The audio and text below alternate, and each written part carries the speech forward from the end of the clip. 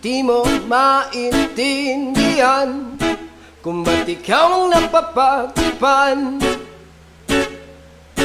ng halik ng kamalasan. Kinapang mong marahan ng hagdanan para lamang makidlatan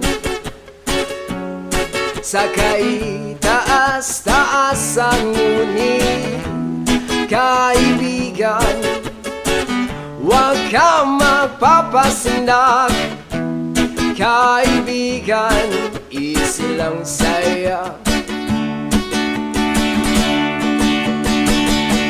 Dahil wala